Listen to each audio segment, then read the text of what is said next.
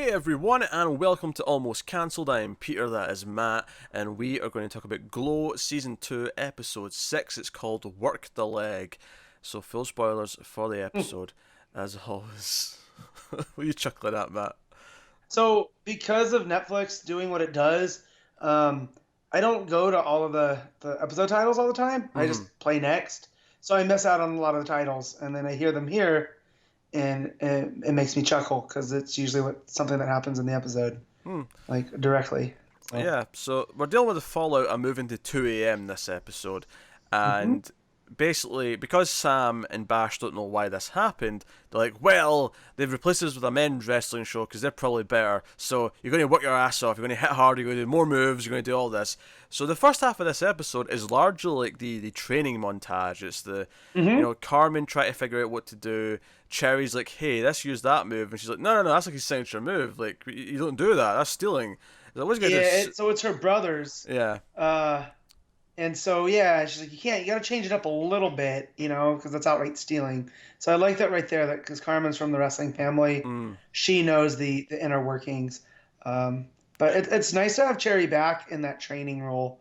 Like, I really feel like they were lacking that drill instructor Yeah, and type. they also do like an Undertaker vs Undertaker thing where we have the junk chain versus junk chain to see who remains the Yeah, junk chain, and then and yeah, Cherry actually looks because her husband, who's the referee, doesn't even know that she's losing. She's like, "But you're losing," and she's yeah, like, "Oh, I don't want to be this character forever. Yeah, you can have it. I'll do something else." yeah. It's like, all right, okay, cool. I like that.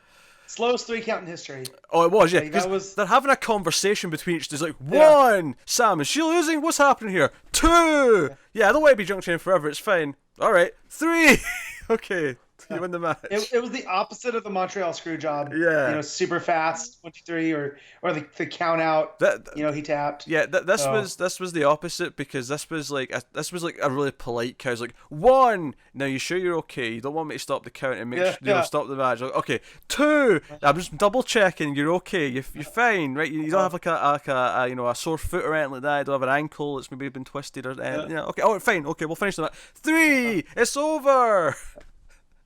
Yeah, Just so as a fan of wrestling, I thought that was pretty hilarious. yeah, Like, the timing there.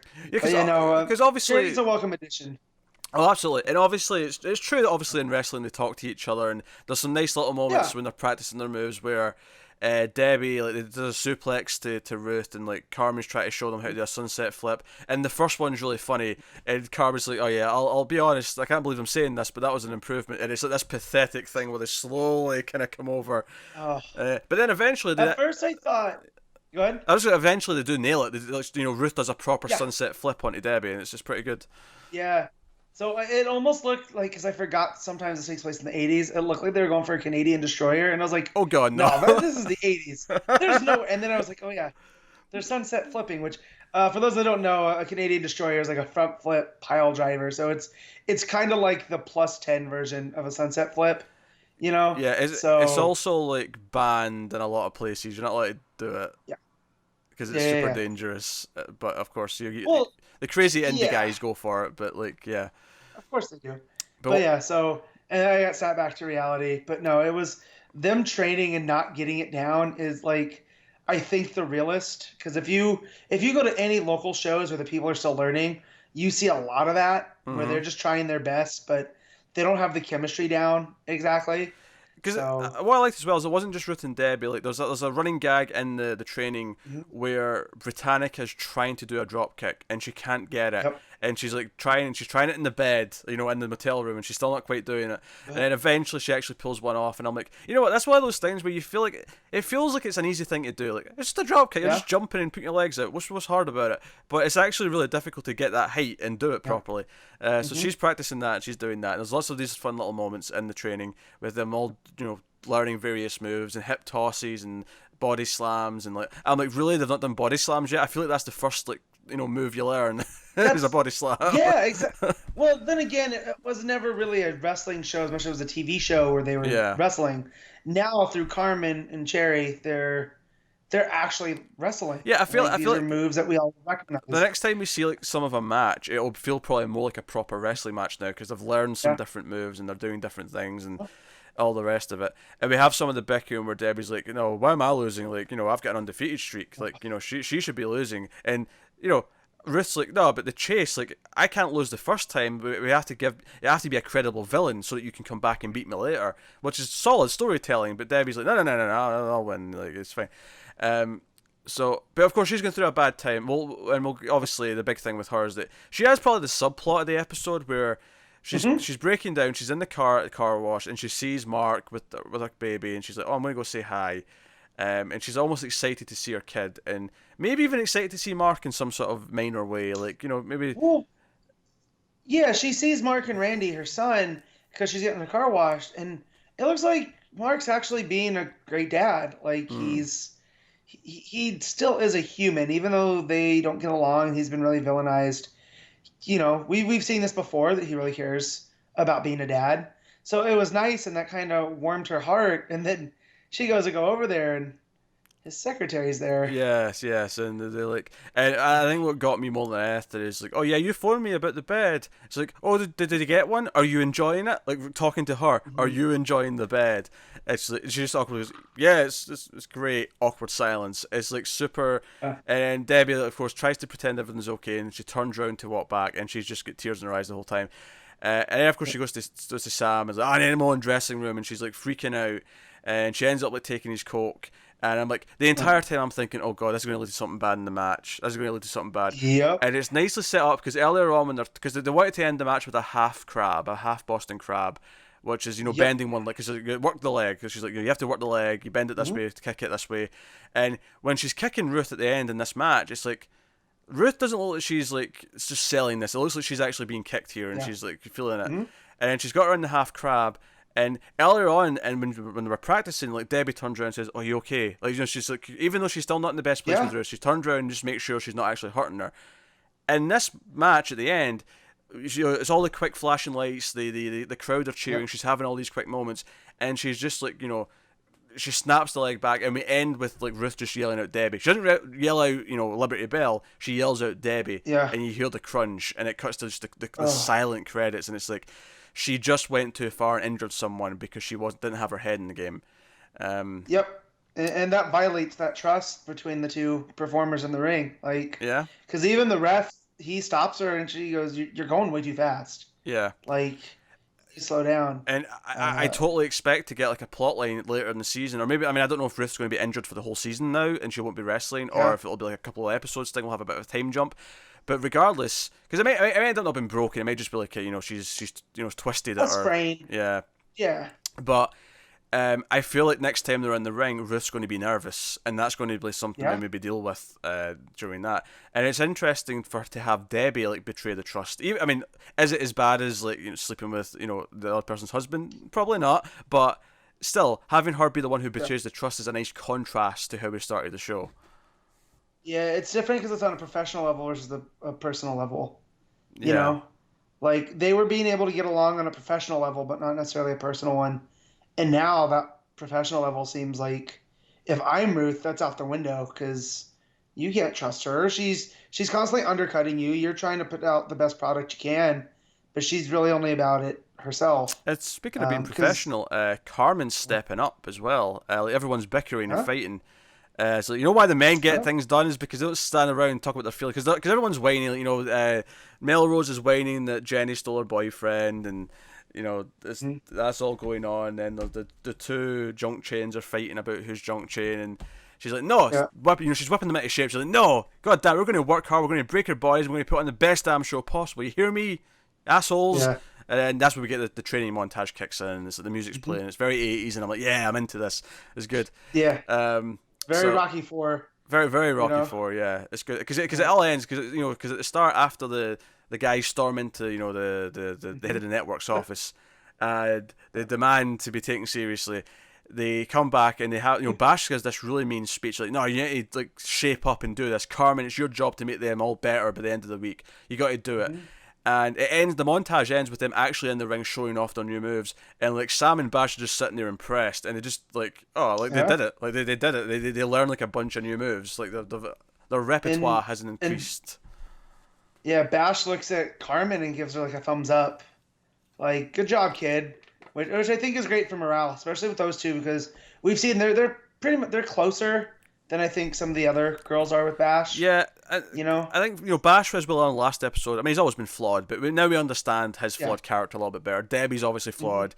Ruth is flawed. Yeah. Sam's very flawed. Like they're all flawed characters, Yeah. and we understand when they make the bad choices or they're mean to someone else. We understand why they're being mean. We understand where they're coming from, even if it's not the right thing to do. Which is why it's nice to have the heartwarming side of this episode, which is the Sam story where one of his old movies, what was it, Gina the Machina? Gina the Machina. Yeah, that was it. Yeah. Gina Machina. It's getting played at a festival because Justine shows up and invites Ruth. So, oh, you're kind of his friend. He's like, oh, did he say that? He's like, well, no, but like you likes you more than the rest. It seems. Yeah.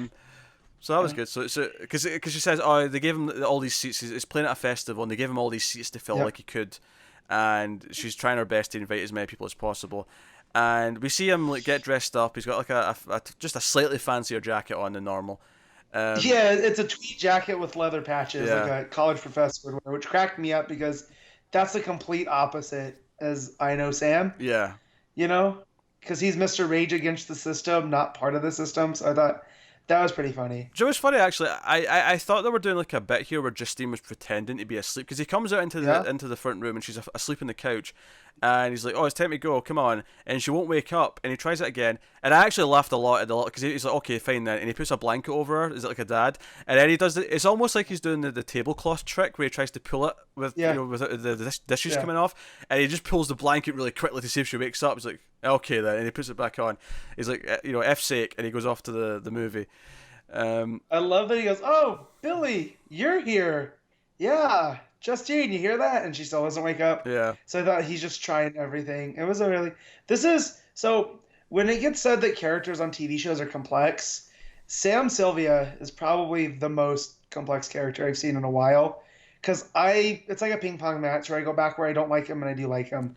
Yeah, I think all the main characters are pretty good because I was thinking this with Debbie as well this episode. Like she's gone off the rail. And this is the thing. I think like a layman would probably say, "Why is she so upset? He's the one who cheated on her. She's the one who wants the divorce. She should be mad at him and not feel." But no, it's more complicated than that because she doesn't actually. Yeah. She liked her marriage and then it got ruined and now she's seeing him. He's moving on already with someone else and she's still just her and like it's more complicated. And with Sam, it's interesting. So he goes to the movie.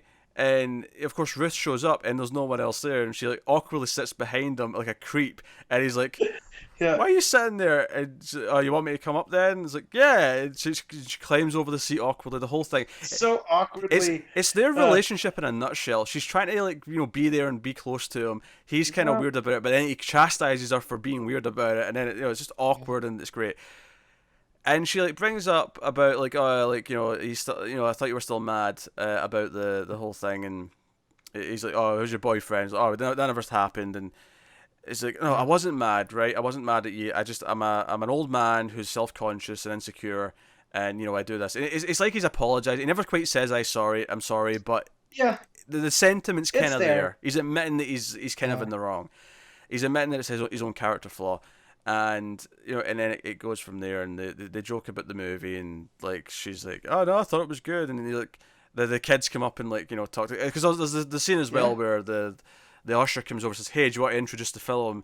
And there's like 15 people there. It's not a full theater, but No. any stretch. And he's in the back. Yeah. Like he's not in a prime space. It's like he was trying to be there quietly. Yeah. And then the usher comes up and blows up his spot, and he introduces the movie, and is the best way Sam can, where he tries to make excuses in case they don't like it. Yeah, I mean, I was young. when they made sense. Yeah. Yeah. I don't have to It was a remember. different time. I was a different person. Like it was super funny. So then afterwards, where this group of teenagers come up to talk to him, they're like all nervous and intimidated. It kind of boosts his ego, and then he finds out that they're Justine's friends from school, and they're in the AV club, which then we find out later, like fills him with a sense of pride, because he was in the AV Club, Yeah, you well, he, know, he and he comes out of this scene a changed person because he actually, when Justine's at the show later on, he's like, "Hey, do you want to like be in the control booth and direct it? I'll be on the floors." Because he's like, "I want to get back to my roots." Because he talks about the movie and how yep, he got so angry and he cared so much about everything in the movie. Unlike Glow, he cared about all the details that he yep, pissed off the camera operator and he had to shoot the rest of the movie himself. And it's like, oh, I mhm, remember when I had passion. I remember when I get in there and got down and dirty. So he actually takes the cameraman's job, the one who's kissing Jenny. He's like, oh, here, I'm not firing you, but I'm going to shoot your camera tonight just so you can have more time to finger my wrestlers backstage. That was a funny line. that was so good because I feel that wasn't in the script. I feel that was Yeah, Marin but just adding to it. what's great about this scene is it's Justine seems like so excited. It feels like they're actually bonding over Yep, something for once, and she's yep, going to do something that she wants to do. He's getting to be there down and dirty, and with the camera and getting in the face and all that, and taking directions. And so he's into that. But no, the scene but the big part of the scene that we've skipped over here mhm, is that he's like, the thing that bothers me about this Glow being like shifted to 2 a.m., us being shit canned, is that I don't know why. Usually I know that it's my fault. Like I got angry, I didn't yep, listen to someone. It's my bad. It's usually my fault, but I don't understand why this is happening. And Ruth like looks guilty. Is like, I think I know why. And she tells him the story of last episode. She tells him what happened, yep, and she doesn't even go into too much detail. She doesn't even like go into like the super like creepy elements of it. It's just the yep, basic facts of it. And I kind of like I assumed that okay, he's going to react to this better than Debbie. That's going to be like the nice twist yeah, here is that he's going to understand this better. And sure enough, he's like that creep, that sleazeball. That's why this is happening. And he almost feels better. He's like, okay, so it's not something I yeah, did wrong. It's not something you did wrong. He even says that you did nothing wrong. yeah, This is him, and he feels better about it to the point where mhm, he goes to the guy's car afterwards in a scene. He goes to and he sees it's his private parking space, and he goes up with the yep, crowbar or the tire iron, and he just smashes the window. yep. And Glenn walks out just at the end of this and catches him, and he just looks over and he Oh, nods at him. He's like, he has a lot of enemies. Could have been anyone. He I drives love off. that because Glenn's really become the middleman this season, and so he feels like Smithers from Simpsons, where he's Mm. just constantly having to put up with both sides, and so just that look of exasperation, I love that, and Marin like kind of freezing, like oh crap, I you know, I love the idea that he probably doesn't like his boss either, so he's like could have been yep, anyone. yep, Just I love that, he's okay to let and it slide because he's not even that mad. Yeah. yeah, and that's where I go into to Sam being this complex character where 2 episodes ago I was cursing him, just like, why are you such a jerk? And this one was like, oh no, he really cares. And it's, it might just be about the show why he smashed the window, but it also could be how he treated Ruth, I'd like to like, think it's a lot to do with how he treated his performer, how he mhm, treated her, because yeah, Sam does care about Ruth, and obviously they've been in a bad place yeah, recently, but and again it's his fault. He kind of acknowledges that it's mostly yeah, his fault that they're in a bad place, mhm, but he like I think he does care. And I'll be really curious to see how he reacts to what happened at the end of this episode. Like, how does he react to yeah, Ruth getting hurt and Debbie being the one who puts her in that way? I think yeah, that'll be an interesting reaction. And but no, anytime they actually show Sam's heart, it's always mhm, invigorating and like, yeah, be the fearless leader. Like, take care of them. yep, Because when Debbie comes in and demands like a place to change, he just understands what she's going through and says, you know what, use my yeah, office. I'll go somewhere else. You just use this here, and he yep, sympathizes with the divorce because he's been through that. And again, you know what? He's a really understanding character when you give him half a chance. You have that line last week. That, I mean, admittedly, kind of darkly funny line where he's like, "Oh, this is the longest I've yeah, ever let a woman who I'm not sleeping with talk to me uninterrupted." yeah, Like, he has that line like that. But in this episode, he's like one of the more understanding people when Ruth like actually yeah, tells him the story. So like again, yeah. complexities, characters with depth. It's good Well, stuff. you feel like he, I wouldn't, even though he says some misogynistic things, I don't class him as a misogynist. Like, he just doesn't like anybody. He doesn't, he treats Bash the same as he treats a lot of the women too, So, and I like that when he's not in a bad mood because things are going the right Mm. way, he is that nice, caring guy, and you understand why he's been married so many times, because there is that piece of him that a lady would look at him and go, oh no, like, yeah, he can be my long-term partner. And then he shifts and Dark Sam comes out and things get bad. So, but yeah, again, credit to Marin. He's just been firing on all seasons, firing on all cylinders this season, Yeah. like he did last year. Yeah, no, it's great, and I think the relationships between the main cast members are really really great. Yeah, Having them, but and the idea that even Ruth wanted to go and be nice and show up to this thing because he'd be alone otherwise, or at least there wouldn't be enough people, and yeah, um, yeah. it's great. So no, no, I'm super jazzed. I mean, I don't know if any episodes specifically hit the heights of episode 8 of last season yet, but I think on the whole, Yeah. this season is, it's like you say, it's firing on all cylinders. It's like everything's just been, Yeah, it's been strength to strength this season so far. So, definitely. super excited about next episode, which will come sometime midweek. So let us know what you thought of Yeah. this one in the comments, like and subscribe, all that stuff. Get us on patreon.com/MailFuzzTV if you want to support us and support everything we do. Even for $1, you can get a few bonuses and some stuff early and whatnot. But yeah, so look into that stuff. Thank you very much. We'll see you next time, guys. Keep watching TV. Have we got any vanilla?